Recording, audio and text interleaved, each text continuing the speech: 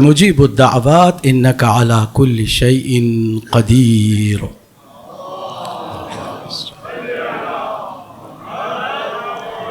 ولا حول ولا قوة إلا بالله العلي العظيم. أعوذ بالله من الشيطان الرجيم. بسم الله الرحمن الرحيم. وبه نستعين وهو خير ناصر ومعين. الحمد لله رب العالمين بارئ الخلائق أجمعين.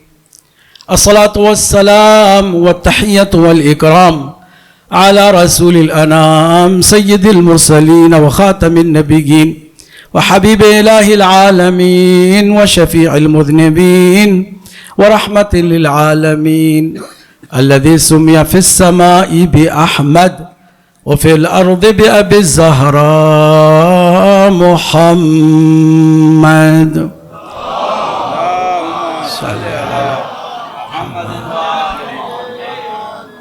وعلى أهل بيته الطيبين الطاهرين المعصومين المظلومين المنتجبين المكرمين الميامين، الذين أذهب الله عنهم الرجس وطهرهم تطهيرا.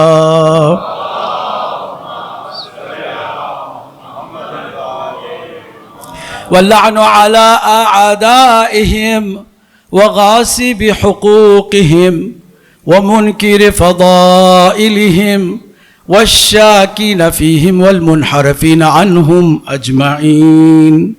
أما بعد، فقد قال الله الحكيم في كتابه الكريم: بسم الله الرحمن الرحيم.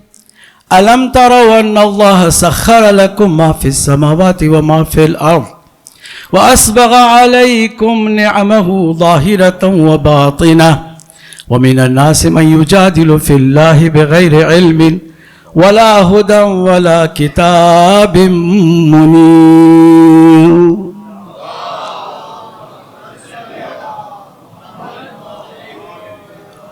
آپ کی سماعتوں کو سلام کرنے کو جی کرتا ہے.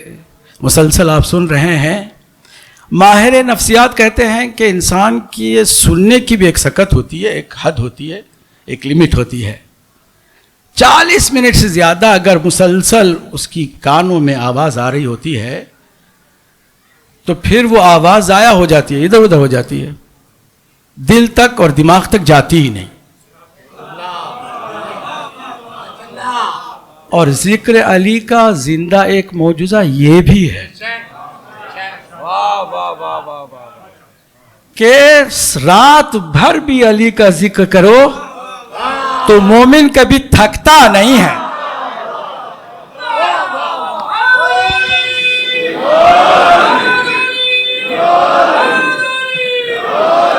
کل میں نے عرض کیا تھا کہ مومن کی ایک پہچان یہ بھی ہے کہ وہ بیدار رہتا ہے.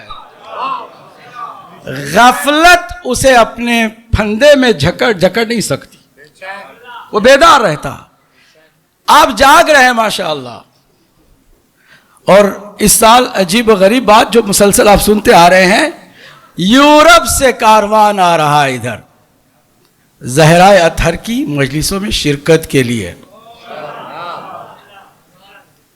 زیارات کا سنا ہے نا، قافلے جا رہے ہیں، کاروان جا رہے ہیں، مدینہ جا رہے ہیں، مکہ جا رہے ہیں، کربلا جا رہے ہیں، نجف جا رہے ہیں.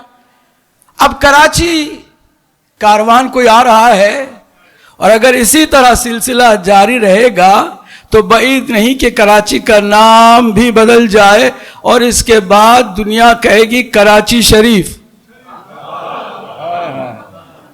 کہ لوگ اب کراچی کی طرف عزاداری کے لیے جا رہے ہیں. یہ ممکن ہے، بعید نہیں ہے. آپ کی سماعتوں کو میں اس لیے سلام عرض کر رہا ہوں کہ آپ مسلسل سن رہے ہیں اور جاگ کر سن رہے ہیں. مجلس کا حق ادا ہو چکا ہے، مگر مزید ہماری باری آئی ہے تو ہمارا بھی اپنا حق ہے کہ جس کو ہمیں ادا کرنا ہے. توجہ آپ کی ہوگی نا انشاءاللہ. کل میں نے عرض کیا تھا کہ ہماری اس حقیر کی کوششوں میں ایک خاص بات ابھی تک جو ہم مینٹین کرتے آئے ہیں وہ یہ ہے کہ اگر ہم مجلس کے لیے بلائے جائیں تو مجلس کوئی بھی کسی بھی جگہ، چھوٹی ہو بڑی ہو کہیں بھی ہو، اگر ہمیں مجلس پڑھنا ہو تو دو باتوں کا ہم ضرور خیال رکھتے ہیں کہ ایک مجلس میں ایک عنوان ہو، ایک موضوع ہو اور منظم گفتگو اسی موضوع پر ہو، کوشش ہے. اور دوسرے یہ کہ مناسبت کے مطابق بھی موضوع ہو. مناسبت کیا ہے؟ سیدہ کائنات کی شہادت کے ایام ہے. اور کل ہم نے عرض کیا موضوع کیا ہے ان دو مجلسوں میں؟ وہ کیا کارنامہ ہے بی بی کا کہ جو صرف 18 سال میں ظہور پذیر ہوا، جس کی بنیاد پر اللہ نے فضیلتوں کو بی بی کی گود میں ڈال دیا. سیدہ کو اللہ نے منبع فیض قرار دے دیا. بی بی کے گھر کو سرچشمہ حیات قرار دے دیا. سیدہ کے آنچل کو مرکز سیادت قرار دے دیا. حد، اس حد کو ہم اور آپ کبھی سمجھ بھی نہیں سکتے. ہم کیا بڑے بڑے نہیں سمجھ سکے. سیدہ کا ایک نام معمہ بھی ہے کہ جو کبھی حل نہ ہوا ہے نہ ہو سکتا ہے. سرکار کی حدیث کا سہارا لیں تو صرف ہمیں اتنا پتا چلتا ہے کہ وہ صرف روز قیامت ہے کہ جہاں سیدہ کا یہ جو معمہ ہے، شخصیت کا معمہ، وہ کھل کے سامنے آئے گا کہ سارے اہل محشر اکٹھا ہوں گے. انبیاء اپنی اپنی کرسی پر جلوہ افروز ہوں گے، اور جب سردار انبیاء تشریف لائیں گے تو سارے انبیاء استقبال کے لیے کھڑے ہو جائیں گے. اور جب سرکار دو عالم اپنے حقیقی وارث اور وصی کے ساتھ، یعنی مولا کائنات امیر المومنین علی ابن ابی طالب علیہ السلام کے ساتھ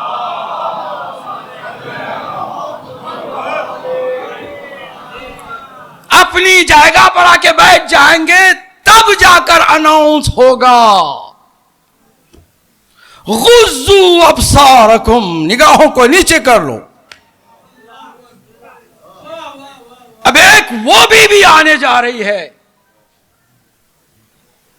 کہ جس کے تصدق سے پوری کائنات میں اللہ نے نعمتوں کے سلسلے کو جاری رکھا.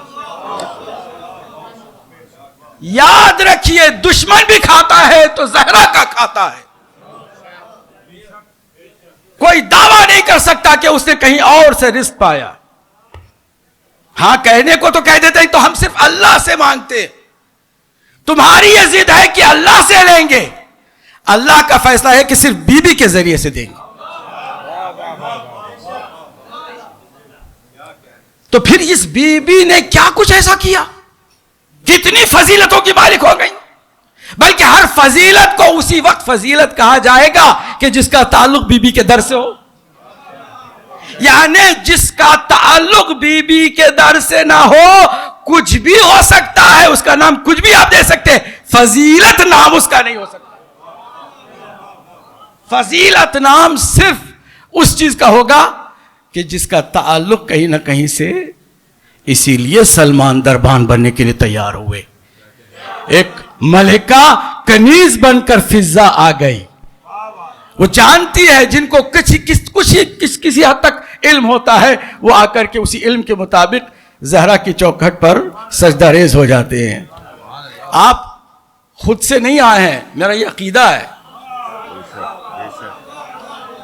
آپ یہاں پر اس رات دیر گئی، ممکن ہے کہ کسی بالی ووڈ کی فلموں کو دیکھنے کے لیے بیٹھ جاتے، مگر آپ یہاں پر آئے ہیں تو یقین کیجئے کہ زہرا نے چاہا، اللہ نے آپ کو یہاں تک پہنچایا.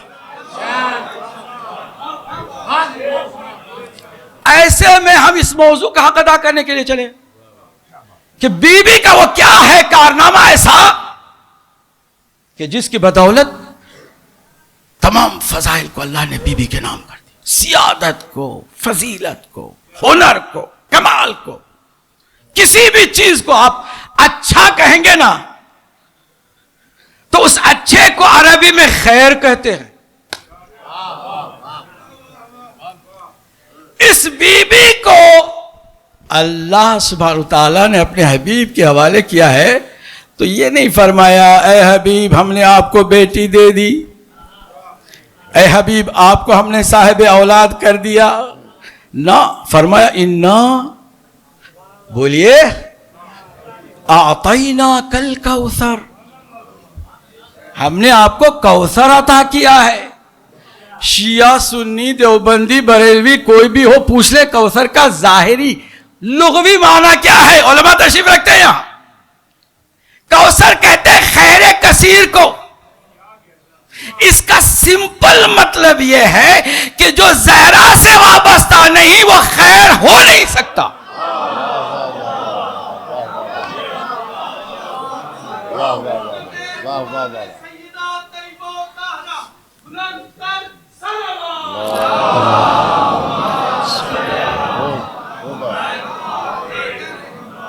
عجیب بات ہے نا، عجیب بات ہے، یہ معمہ ہے جو ہمیں آج تک سمجھ بھی نہیں، آپ کسی نے حل بھی نہیں کیا، کر بھی نہیں سکتا ہے۔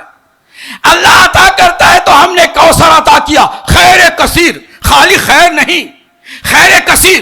علماء رکھتے ہیں تشریف یہاں، وہ جانتے ہیں کہ کثیر جب کہا جاتا ہے تو اس کا مطلب ہے کہ جو شمار میں نہ آئے، شمار میں جو آ جائے وہ کثیر نہیں،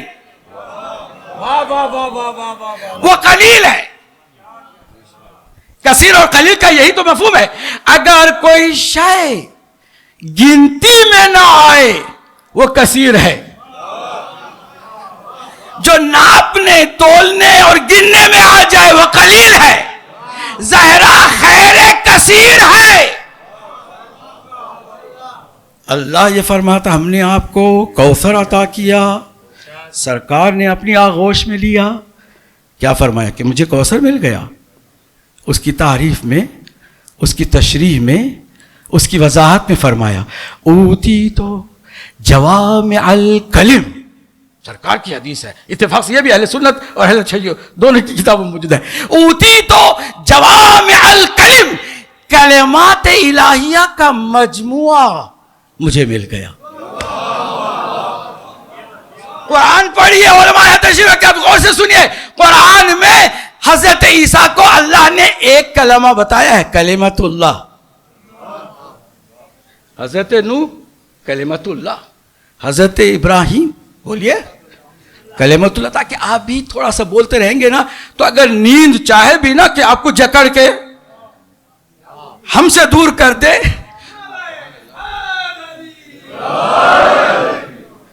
تو وہ نیند آپ پر حاوی نہیں ہو سکتی، آپ بھی بولتے رہیے گا ساتھ ساتھ، ہے نا۔ ہر نبی اللہ کا کلمہ ہے، کسی کو شک ہے؟ کوئی مسلمان ایسا نہیں ہے کہ جس کا انکار کرے۔ ہم بھی الحمدللہ مانتے ہیں کہ ہر نبی کلمت اللہ ہے، لیکن سرکار نے عجیب بات کہی، کلمات الہیہ کا مجموعہ اللہ نے زہرا کی شکل میں مجھے عطا کر دیا۔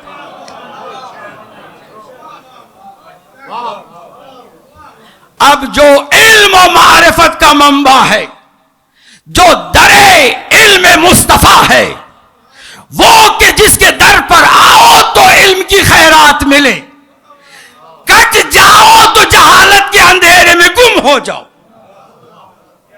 اس کا نام کون ہے؟ وہ باب علم مدینۃ العلم کون ہے؟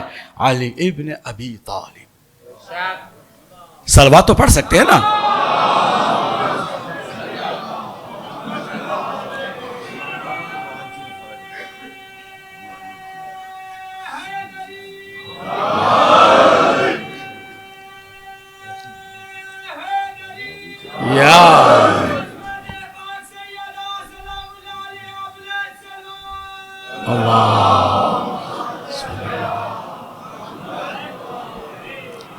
اب اس وضاحت کو کبھی کبھی ہم آپ ہی پر چھوڑ دیتے ہیں، مگر کوشش کروں گا کہ جس موضوع کو لے کے چلا ہوں وہ آخر تک آپ کے ساتھ اسی موضوع کو لے کر چلوں گا۔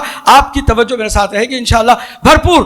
جاگتے ہوئے سن رہے ہیں، اللہ آپ کی ان سماعتوں پر بھی رحم فرمائے اور کرم فرمائے، اور یہاں سے کوئی خالی ہاتھ نہ جائے انشاءاللہ۔ آپ نے توجہ ہے، اللہ سبحانہ تعالیٰ نے اس بی بی کو بیٹی کی شکل میں نہیں دیا، کوثر کی شکل میں دیا۔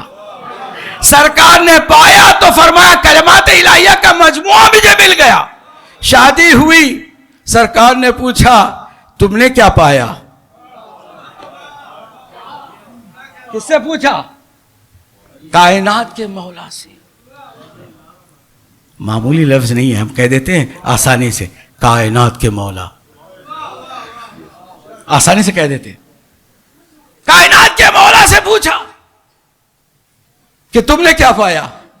میرے مولا کا جملہ، اوتی تو جوامع الحکم، حکمتوں کا مجموعہ زہرا کی شکل میں مجھے ملا. A collection of wisdom، حکمتوں کا مجموعہ مجھے اللہ نے عطا کر دیا. آپ سنتے ہیں اور آپ کو مسلسل بتایا بھی جاتا ہے کہ کل انبیاء کا جو معین و مددگار ہے، جس کو عون کہا جائے، اللہ نے خود سرکار دو عالم کی دعا کے بدلے میں فرمایا ناد علی مظہر العجائب تجد ہو عونن، تم انہیں عون پاؤ گے، مددگار پاؤ گے، مددگار پاؤ گے. اب کسی نے کہا کہ یا اللہ یہ لوگ کیسے غلو کرنے والے ہیں کہ انبیاء کے زمانے میں تو علی تھے ہی نہیں، آخری نبی نے دعا کی ہے، آخری نبی کے عون ہے، ہم مانتے ہیں. ہم نے کہا جب یہ مان لیا تو اب باقی باتیں اب خود بخود منوائی جائیں گی. مانتے ہو کہ علی عون ہے سرکار دو عالم کے؟ ہاں. تو میں نے کہا جب کسی قبیلے کے ایک سردار کی مدد ہوتی ہے تو کیا کہا جاتا ہے کہ سارے قبیلے کی مدد ہوئی. توجہ ہے کہ نہیں ہے؟ کیوں؟ اس لیے کہ جب سردار کی مدد ہوئی تو خالی سردار کی نہیں ہوئی، پورے قبیلے کی مدد ہوئی. اگر تم سردار انبیاء کی مدد مانتے ہو کہ وہ علی ہے، تو پھر وہ نوح کی بھی مدد کرنے والا ہے، ابراہیم کی بھی مدد کرنے والا ہے، موسیٰ کی بھی مدد کرنے والا ہے، عیسیٰ کی بھی مدد کرنے والا ہے. کائنات کی جب انبیاء کی مدد یہ کرتا ہے تو باقی لوگ ساری امت کی بھی مدد اسی سے ملے.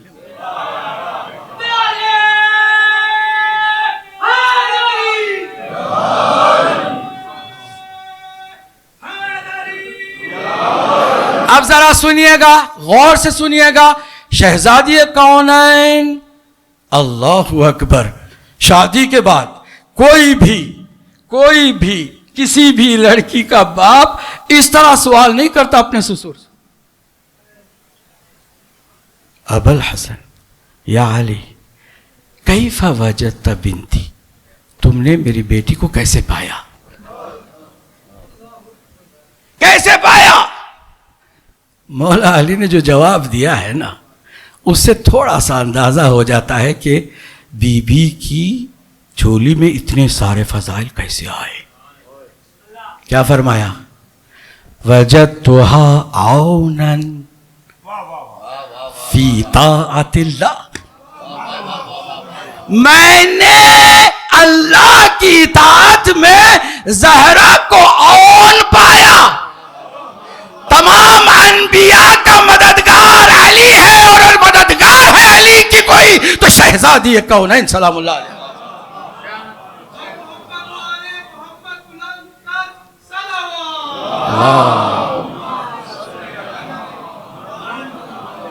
کارنامہ کیا ہے بی بی کا؟ یہی کہ جو مددگار کی بھی مدد بنے، مشکل کشا کی بھی مشکل کشائی کرے، مظہر العجائب کے لیے بھی مظہر بنے. اسی لیے سرکار دو عالم نے فرمایا کہ فاطمہ تو بضعۃ منی، فاطمہ اس پارٹ آف مائی، میرا حصہ ہے، نور کا حصہ نور ہے. میں نے کل بھی عرض کیا کہ انوار قدسیہ کو نور واحد، حقیقت واحدہ کے طور پر دیکھیں تو کبھی ان کے درمیان تقابل بولیے ہو نہیں سکتا. افضل و مفضول کی کوئی بحث ان کے درمیان بولیے نہیں ہو سکتی. کیوں؟ اس لیے کہ یہ حقیقت واحدہ ہے، یہ نور واحد ہے. اجزائے نور اکٹھا ہو جائے. الگ الگ جبرائیل دیکھتے تھے, پہچان بھی لیتے تھے.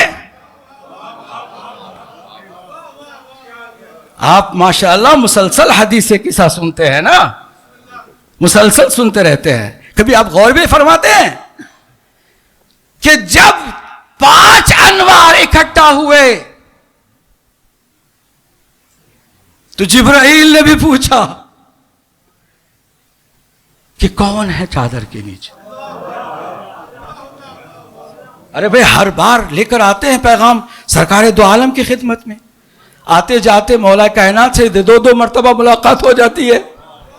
شہزادی کونین کے دروازے پہ تو آتے رہتے ہیں, حسنین کریمین کو بھی الگ الگ دیکھتے رہتے ہیں, مگر عجب کیا بات ہوئی ہے کہ آج سوال کریں کون ہے چادر کے نیچے.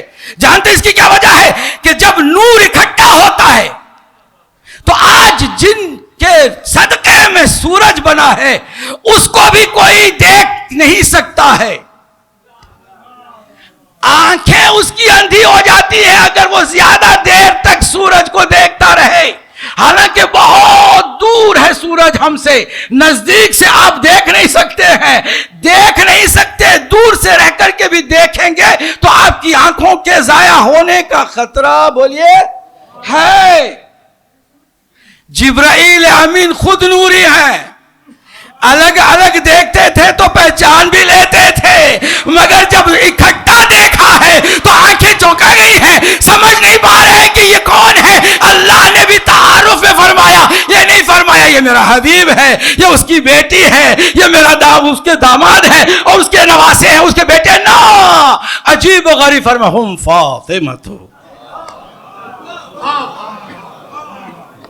وابوہا وبعلہا وبنوہا. صلوات یہاں پر بات.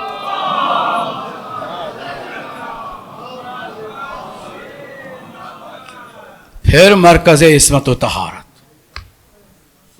کسی نے کہا کہ مختصر بتائیے کہ زہرا کون ہے. ایک عارف نے کہا دختر رسالت, مادر امامت, ہمسر ولایت کو زہرا کہتے. عجیب ہے, شہزادی کونین کا مرکزی جو کردار ہے. آخر پھر وہی سوال کہ اتنے سارے فضائل, کارنامہ کیا ہے؟ جواب ہم نے کل حدیث قدسی کا کچھ حصہ سنایا. اللہ سبحانہ وتعالی نے فرمایا لولاک لما خلقت الافلاک. اے حبیب آپ نہ ہوتے اللہ کو خلق نہ کرتا. یہاں افضل و مفضول کی بات نہیں ہو رہی, یہاں علت و معلول کی بات ہو رہی ہے, سبب و مسبب کی بات ظاہر ہو رہی ہے. یہاں یہ بتایا جا رہا ہے کہ اہداف کے سلسلے ہیں, مقاصد کے سلسلے ہیں. ایک مقصد کو پورا کرنے کے لیے دوسرے مقصد کا ہونا ضروری ہے, اور یہ سارے وسائل ہیں کہ جو ایک دوسرے کے ساتھ جڑے ہوئے ہیں. یہ بات افضل و مفضول کی نہیں ہے. اگر اے حبیب نہ ہوتے آپ تو کائنات کو میں خلق ہی نہ کرتا. کیوں؟ اس لیے کہ میں نے کائنات کو بھی خلق کیا ہے تو میرے اپنی شناخت کے لیے, تاکہ دنیا میں کچھ ایسی مخلوق بھی میں پیدا کروں کہ جو اختیار سے, مرضی سے, ول پاور کے ساتھ میری عبادت کرے. سورہ زاریات آیت نمبر 56, 56ویں آیت ہے. وما خلقت الجن والانس الا, بولیے ماشاءاللہ آپ سنتے رہتے, لیعبدون. میں نے جن و انس کو پیدا نہیں کیا مگر یہ کہ میری عبادت کریں. اب جتنے جن و انس ہیں کیا وہ عبادت کا حق ادا کر رہے ہیں؟ تو کیا نعوذ باللہ اللہ فیل ہو گیا؟ مقصد تھا اس کا کہ وہ جن و انس کو پیدا کرے تاکہ اس کی عبادت کرے. کیا تمام جن عبادت میں ہیں؟ تمام انسان عبادت میں ہیں؟ چلو جو مسلمان ہو گئے کیا وہ بھی عبادت کا حق ادا کر رہے ہیں؟ بولیے نہیں. تو پھر یہ حق کیسے ادا ہوگا, یہ ہدف کیسے پورا ہوگا؟ اے حبیب اگر تم نہ ہوتے تو عبادت کا حق پورا نہ ہوتا. اس لیے فرمایا لولاک لما خلقت الافلاک, تم نہ ہوتے تو افلاک میں پیدا ہی نہ کرتا, کیونکہ مقصد وہ کبھی بھی پورا, بولیے. اور اگر نبی مکرم نے عبادت کا مفہوم سمجھایا ہے تو یہ کامیاب اس وقت تک نہیں ہو سکتا جب تک کہ علی جیسا مددگار اسے نہ ملے.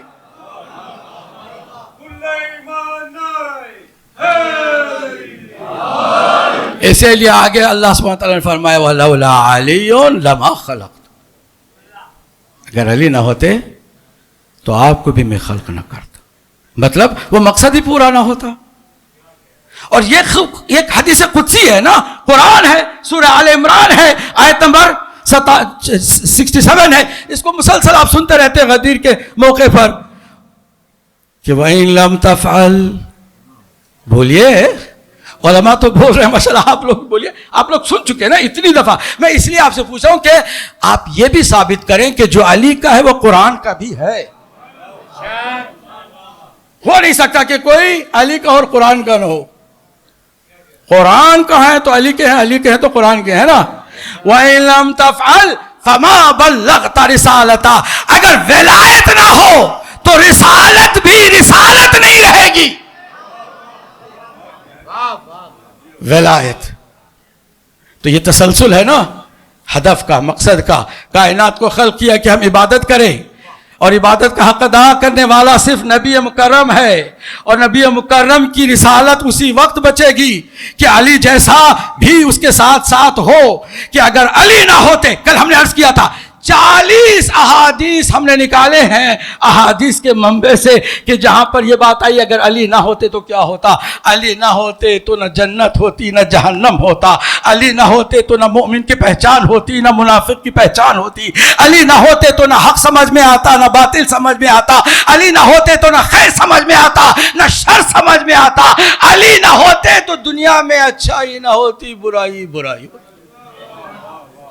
بہت ساری حدیثیں ہیں. اور اگر علی نہ ہوتے تو فاطمہ کا کوئی کفو بھی نہ ہوتا. بات یہاں تک آ گئی. آگے جو اللہ نے فرمایا ہے اس کو میں نے جیسے عرض کیا کل بھی کہ بہت سارے لوگ گھبرا جاتے ہیں کہ کیسے ہم یہ کہہ دیں، کہیں یہ افضل و مفضول کے چکر میں ہم غلو کا حصہ تو نہیں بن جاتے کہ وَلَوْلَا فَاطِمَةٌ لَمَا خَلَقْتُكُمَا. اگر فاطمہ نہ ہوتی تو تم دونوں کو بھی خلق نہ کرتا. اور یہی کارنامہ بی بی کا ہے کہ اس بی بی نے بیک وقت رسالت کی آبرو بھی رکھی، امامت و ولایت کی بھی آبرو رکھی. میں ایک جملہ کہہ رہا ہوں، اس کی گہرائی تک پہنچنا آپ کا کام ہے. ویسے بھی میں نے کل عرض کیا کہ آپ مشہور ہیں کہ اشارے سمجھتے ہیں، میں دیکھ رہا ہوں سمجھ بھی رہے ہیں، لیکن اب تھوڑا سا لگتا ہے کہ تھک بھی گئے ہیں. میں نے عرض کیا کہ اگر علی والے ہیں تو آج کوئی تھکے گا.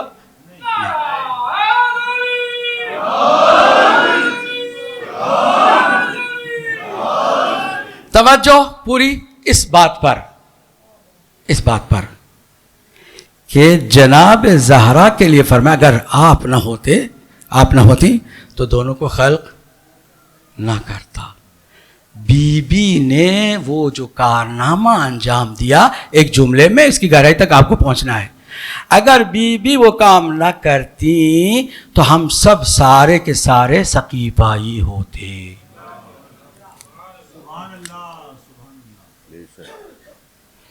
ساری دنیا مان گئی تھی سقیفہ کو، سب نے بیعت کر لی تھی، اور علی سے رسول اکرم نے پہلے سے ہی وعدہ لے لیا تھا کہ تم بھی چپ رہو گے، تم بھی خاموش رہو گے. اب سارا نظام ہے شہزادی کونین کے اوپر، منحصر ہو گئی ہے بات سیدہ کے اوپر کہ سیدہ اب کیا عرض کریں گی، کیا بولیں گی. اگر سیدہ بھی چپ ہو جاتی ہم سب کے سب سقیفائی ہوتے.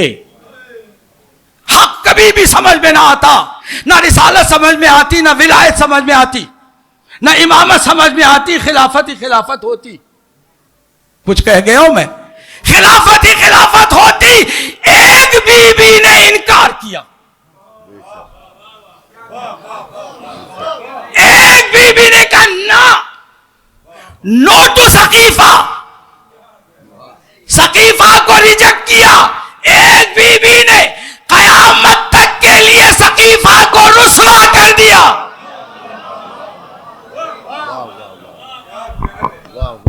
قیامت تک کے لیے رسوا کر دیا. ایک نے بی بی نے اس کی قیمت چکائی ہے. بی بی نے ایسا نہیں ہے کہ آسانی سے کہہ دیا تو لوگوں نے مان لیا، نہ. نہج البلاغہ ہے، ایک خطبے میں میرے مولا نے فرمایا یا رسول اللہ آپ کی بیٹی آپ کے پاس آ رہی ہے، وہ بتائے گی کہ انہوں نے ہمارے ساتھ کیا کیا، امت نے ہمارے ساتھ کیا کیا. اور ایک عجیب و غریب لفظ استعمال کیا ہے جو سارے مصائب اور روایات جو کچھ بھی بیان کیے جاتے ہیں شہزادی کی شہادت کے سلسلے میں، ان ساری روایتوں کی تصدیق کر دیتا، ایک ہی جملہ اور ایک ہی لفظ. یا رسول اللہ آپ کی بیٹی آپ کو بتائے گی کہ فَحَزَمُوهَا، سب مل گئے تھے بی بی کو راستے سے ہٹانے کے لیے.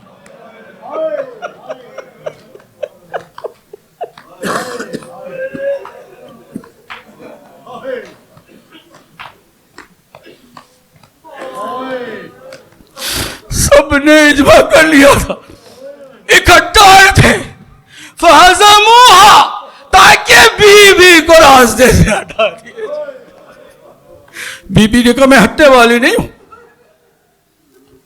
دروازے پہ آ گئی. علی کو حکم ہے کہ تلوار نہ نکالیں، صبر سے کام لیں. کل میں نے مولا کا صبر بتایا تھا نا، تھوڑا بہت وعدہ کر دیا تھا علی نے کہ نہیں تلوار چلائیں گے، برداشت کر لیں گے، بہت سخت ہے برداشت کر لیں گے، تحمل کے قابل نہیں ہے پھر بھی برداشت کر لیں گے. مگر عجیب و غریب بات ہے نا کہ اللہ کے نبی نے بی بی سے بھی ایک وعدہ لیا تھا، جب پوری دنیا چپ ہو جائے تم بولنا بیٹی، تم احتجاج کرنا. بابا میں ضرور ایسا کام کروں گی، میں دروازے پہ آ جاؤں گی.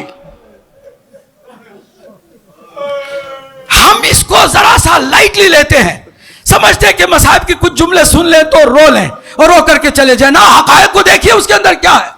بی بی نے جو ٹیکٹک استعمال کی ہے، سب سے پہلے مقابلے میں آنے والوں کے مسلمان نہ ہونے کو ثابت کیا. جانتے کیسے؟ سب کو معلوم تھا سرکار دو عالم کا آخری وقت تھا، آخری وقت تھا. بی بی کے زانوں پر سرکار دو عالم کا سر تھا، سرکار دو عالم آرام فرما رہے تھے، بی بی کے زانوں پر آرام فرما رہے تھے. آنے والے نے دق الباب کیا، ایک مرتبہ بی بی نے سنا آنے والے لوٹ جا، بابا میرا آرام کر رہا ہے. پھر آنے والے نے دق الباب کیا، بی بی نے کہا لوٹ جا آنے والے، بابا کو آرام کرنے دے.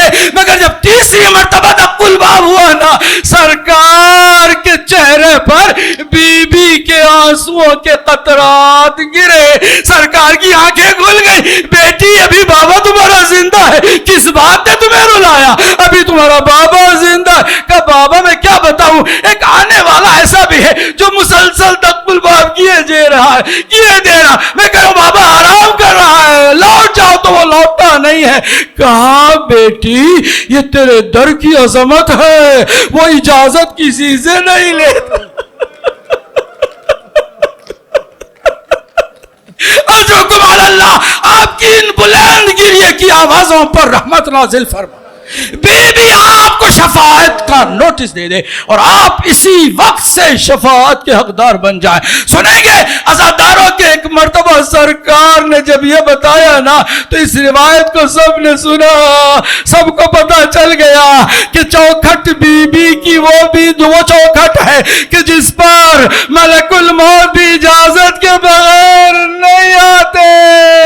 بی بی نے پہلا کام یہ کیا، اے آنے والوں لوٹ جاؤ، کیا تمہیں نہیں معلوم کہ اس دروازے پر حتیٰ میرا بابا بھی آتا تھا. اذن دخول دریافت کرتا، کوئی فرشتہ نہیں آ سکتا تھا، ملک الموت بھی رک جاتا تھا. جب تک میں اجازت نہ دوں وہ قریب تک نہیں آتا تھا. اس کا مطلب یہ ہے کہ تم آئے ہو، مسلمان نہیں ہو. اب جانتے ہیں بی بی نے ایک اور مرحلہ کیا اپنایا. خالی مصائب نہ پڑھوں میں، مظلومیت کی حقیقت بھی آپ کے سامنے رکھ دوں اور بی بی کا جو کارنامہ ہے وہ بھی آپ کے سامنے رکھوں. بی بی کا جو کارنامہ ہے سنیں گے عزادارو. ایک مرتبہ ان ملعونوں نے کہا نا ہم آئیں گے اور پھر دروازہ نہ کھلا تو دروازے کو دھکے مار مار کے توڑ دیں گے, آگ لگا دیں گے. آپ نے آسانی سے سن لیا, بہت آرام سے سن لیا آپ نے. کس دروازے کو آگ لگانے کی بات کر رہے ہیں؟ جس پر سرکار جب تک زندہ تھے آتے تھے تو پہلا کام یہ کرتے تھے, ہاتھ رکھ کر کے اس دروازے پر السلام علیکم یا اہل بیت النبوہ و یا معدن الرسالہ یا مختلف الملائکہ, اے فرودگاہ ملائکہ آپ کے گھر پر نبی آ رہا ہے سلام کرتا ہوا. ایسے دروازے کو آگ لگانے کی بات ہو رہی ہے. ثابت ہوا کہ مسلمان نہیں ہے. آگے بی بی نے پتا کیا کیا جب انہوں نے کہا نا ہم ضرور علی کو یہاں سے لے جائیں گے بیعت کے لیے, دروازے میں آگ لگا دیں گے. بی بی نے اب ان کے انسان نہ ہونے کا بھی ثبوت اس طرح فراہم کیا. کیا فرمایا؟ جانتے ہو اس گھر میں کون ہے؟ اس گھر میں بچے بھی رہتے ہیں, ننھے ننھے بچے بھی رہتے ہیں. ام کلثوم, زینب اور پھر اور تو اور جس کو تم مسلسل حضور کے دوش پر دیکھتے رہے. جوانان جنت کے سردار حسنین کریمین بھی رہتے ہیں. جب ملعون نے کہا کہ ہم ان حسنین سمیت آگ لگا دیں گے تو بی بی نے کہا دیکھو میرا کارنامہ, جو بھی میری شہادت کی داستان سنے گا وہ سمجھ جائے گا کہ جو میرے قاتل ہیں وہ مسلمان تو درکنار انسان بھی نہیں تھے. اجرکم علی اللہ. اور پھر وہ سلسلہ مصائب کا چلا وہ چلتا رہا. بس چند جملوں میں بات کو تمام کروں. سلسلہ مصائب آپ ایک مرحلے میں کہیں رکتے ہوئے نہیں دیکھتے, مسلسل سلسلہ چل رہا ہے. اور بی بی کی حالت کیا ہو گئی تھی اس کے بعد, اور اہل سنت کی کتاب سے میں نے یہ پڑھا ہے کہ آخری دنوں میں بی بی کی حالت کیا تھی؟ ناحلۃ الجسم.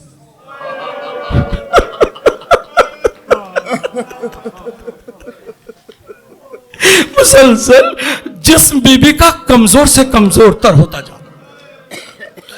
باقیت العین, آنکھ سے مسلسل آنسو روا روا. سنیں کہ جملہ منحدت الرکن, بی بی کے بازو ورم اس میں آ گئے. ورم. پھر بی بی اپنی جگہ سے اٹھ نہیں سکتی تھی. میں نے کتنی آسانی سے جملے کو آپ کے سامنے رکھ دیا. ارے یہ کسی بوڑھی خاتون کا تذکرہ نہیں ہو رہا ہے, 18 سال کی بی بی ہے, اپنی جگہ سے اٹھ بھی نہیں سکتی ہے.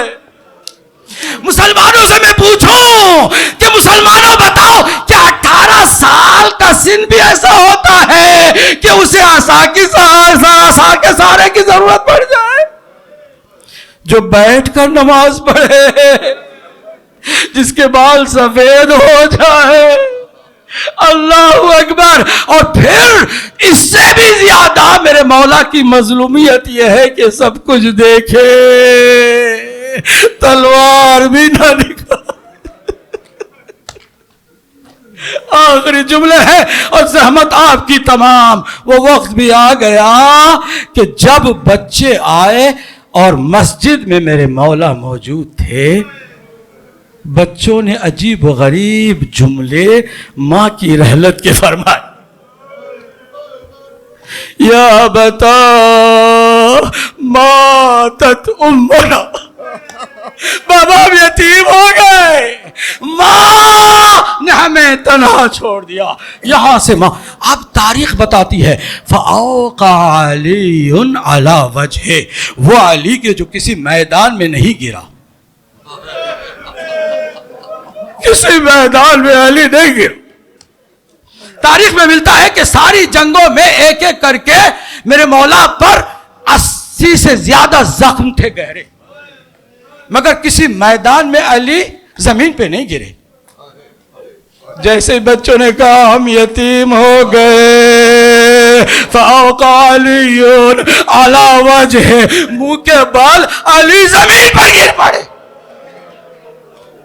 ہائے علی جیسا غیرت مند موجود ہو.